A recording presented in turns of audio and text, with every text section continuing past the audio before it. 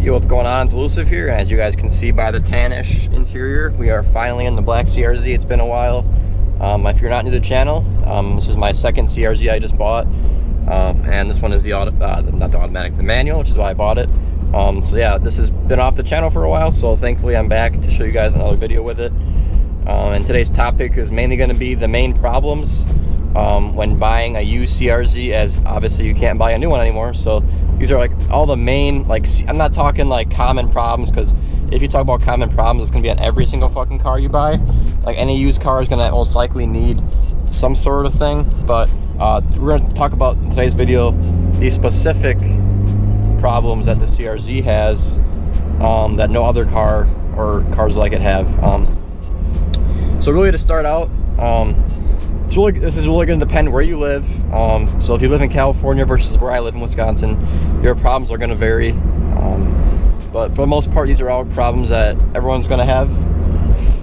So to start out with, I guess the main problem that's almost pretty obvious with this being a hybrid, the battery doesn't like to sit a long time. I mean, batteries have draw, so the more the battery sits without running, not the worse it is, but just don't let this car doesn't like to sit.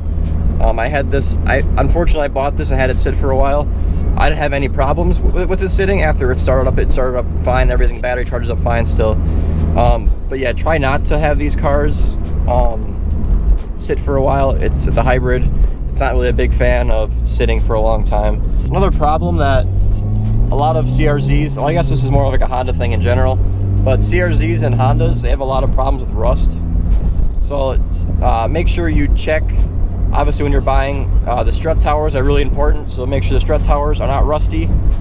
If the strut towers are rusty, it's one of the main signs of, that's like the thing I'd be concerned about. Like there's a lot of, like on this CRZ in specific, I will show you guys once we get to the parking lot, but the quarter panels in the back are rusting, which, you know, that's a Honda thing in general, but in Wisconsin that's a common thing as well, so I'm not really too bummed about it. It's just what happens in Wisconsin. So yeah, make sure it doesn't have rust, especially in the areas that you know, would not be a fun time, like strut towers. And obviously make sure the subframe isn't like rusting apart. These are pretty new yet, so you probably won't have much time. You probably won't have that problem yet. But yeah, just make sure your subframe is not rusting out, your quarter panel is not rusting out. So we're gonna pull into the parking lot here, and I'll show you guys some more common problems on the outside. And I'll also show you guys, obviously, what I've all done to the CRZ since you guys have last saw it, because you guys haven't seen it since I literally pretty much bought it. Hasn't been in a video since, really. Alright, so some of the stuff we're gonna be talking about is just gonna be CRZ specific mainly. So as you're gonna see, since I got it last, the bumper was cracked up here, and we finally fixed it to a point that looks a lot better. So I took it off, plastic welded this, and as you can see, it's not perfect by any means yet, but it's a lot better. It still doesn't click in just perfect yet. We're still kind of working out why that is. It's an aftermarket fender, so that's also part of the problem. But yeah, for the most part, it looks a lot better than what it did. I'll put pictures up on screen what it looked like, and you guys will be able to notice the difference. The headlight is cracked, new headlight, and new fender, but the bumper is still the same. Another thing you guys are going to see that's different, we got the red Honda badges. I know, it's rice, whatever you want to call it. I think it looks good, but that's just me. You guys can be your judge on that. But the bird shit on this thing again. I tried taking it off and fucker shit on it again. So fuck that bird, honestly. And the other things we did, it looks a lot fucking cleaner. It took a lot of the fucking stickers off and shit. And I also ended up trying to fix this crack a little bit better too. Oops, I dropped my phone. I fixed this crack a little better too, so now it's not as noticeable. It's like kind of like flushish. It was a shitty crack, so both the front and the back had a crack in it, but I ended up fixing it a little better, and now it looks a little better. And then again, red Honda badge in the back. But yeah, it looks a lot better than what it used to. As you can see, this is the rust I was referring to. So this quarter panel rust is like the most common on like any Honda, it seems like. But yeah, that's what the rust is on this car. A lot of the shit's this bird shit for some reason. For the most part, it's looking pretty clean. I gotta put the fender liners on still, but after I put those on, this thing will be pretty much ready to go. Past getting it mechanically in tuned. So yeah, for the most part, it's looking pretty good. Another main problem I'm going to talk to you about is actually one I'm having currently. Is these door handles are tending to really fail pretty easily on these cars. And in this case, this one is already fucked. I don't know if it's an aftermarket one that somebody just like didn't put in correctly. I do have a video coming up shortly. I'm working with somebody to get metal door handles, so I will have that ready for you guys shortly on how to replace them. So the main reason why this fails is because this part that connects to in the inside is plastic, and that's what ends up failing and snapping, and then that way you can't open your door. The other side actually fucking works. The other side actually works how it's supposed to, but it's just currently locked. So you can see it's not supposed to like stick like that.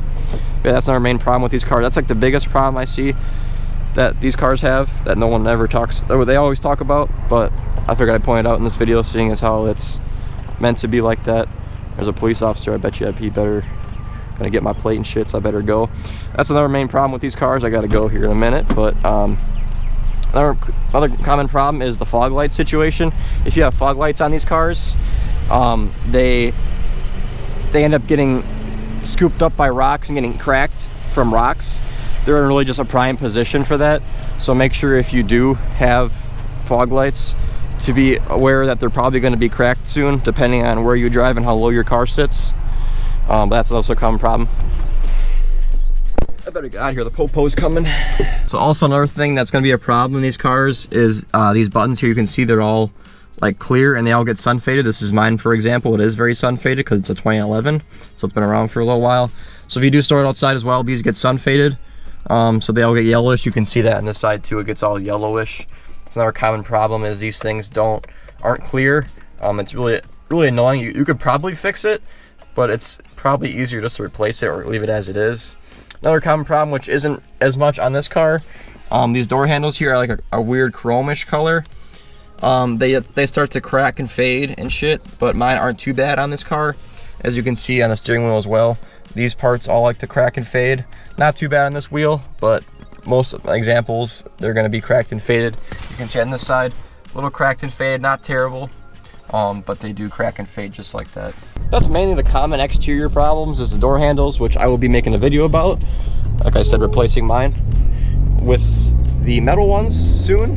So hopefully you guys are hyped for that. I know some people have heard about them. If you have not heard about them, there is a solution to the plastic door handle situation. Yes, you can buy new plastic ones and have them go for maybe a few years. But if you want them not to break on you and never be worried about them, there is a solution to buy metal ones. That'll be in a different video.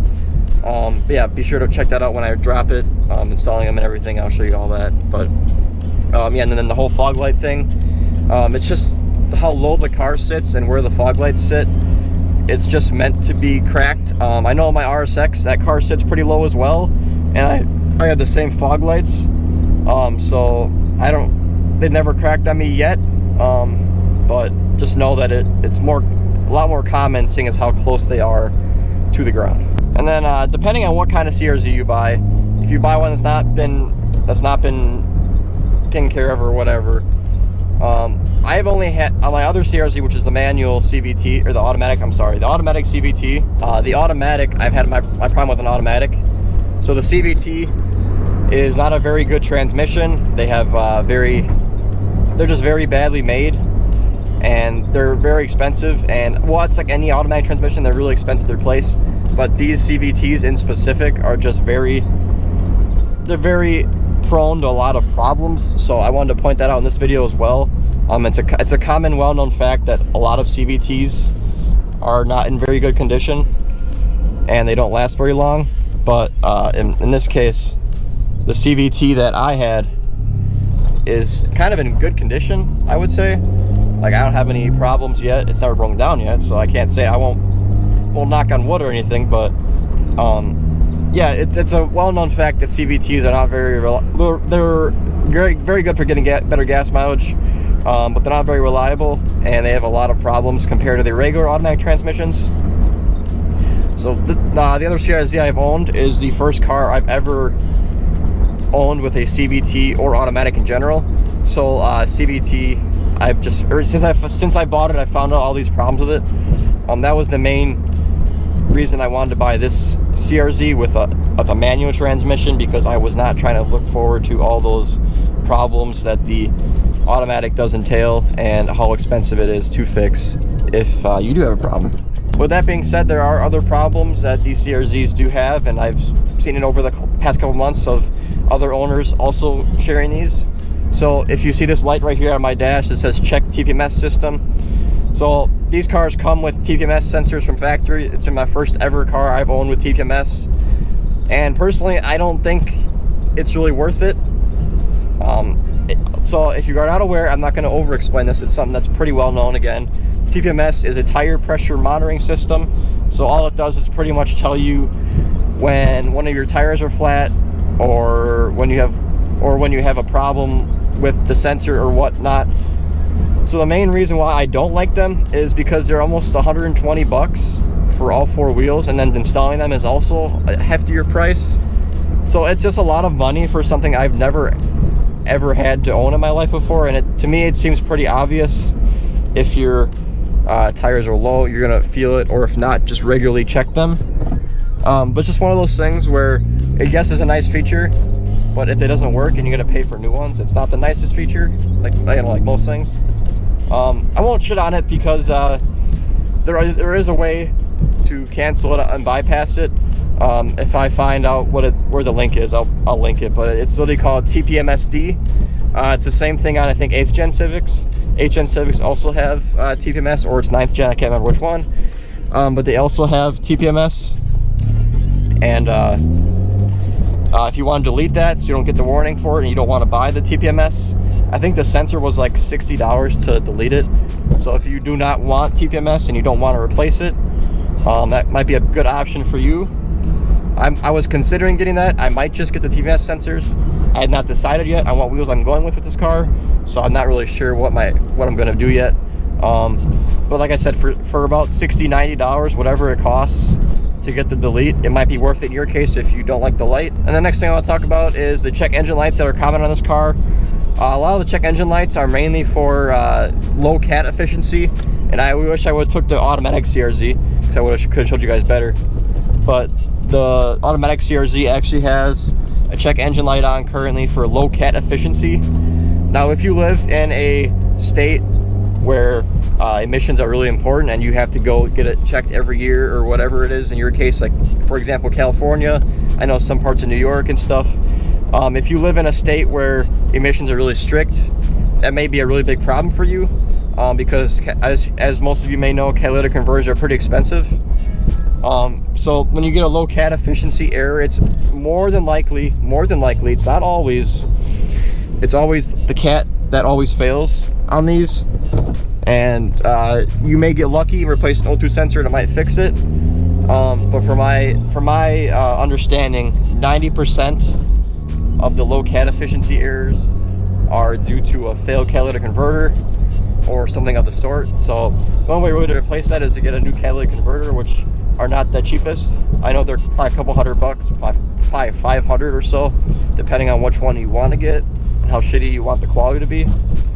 But in my case, I live in Wisconsin, not very strict emissions currently, so I plan on just getting a defouler kit. So if you're unaware what that is, it pretty much just is a way to bypass the O2 sensors. That way it always reads the perfect ratio for the air fuel. That way it never throws a code. But yeah, like I said, if you live in a strict area, you can't do that because defoulers are illegal. They're technically illegal here too, but you know, who's gonna know? No one's looking at emissions here. So that's a good trick. I'm gonna leave that in the description as well, as well as that TPMSD sensor if I find the link for it. So I pretty much covered everything that is a common problem on these. I know I covered some that weren't just CRZ problems, but some that are Honda problems as well. I know I did cover that. I said at the beginning I wasn't going to, but I did. I apologize for that, but hopefully you guys did learn something from this. And if you did not learn something, at least you guys enjoyed the video. Guys, hopefully you guys saw the progress of the black CRZ. And with that being said, we'll see you guys next video. Adios, motherfuckers. Take care. They tell me that I'm never gonna make it. They want me to do something that could make sense. They hate when I keep dreaming I'll be famous, but I don't give a fuck, I'ma keep chasing.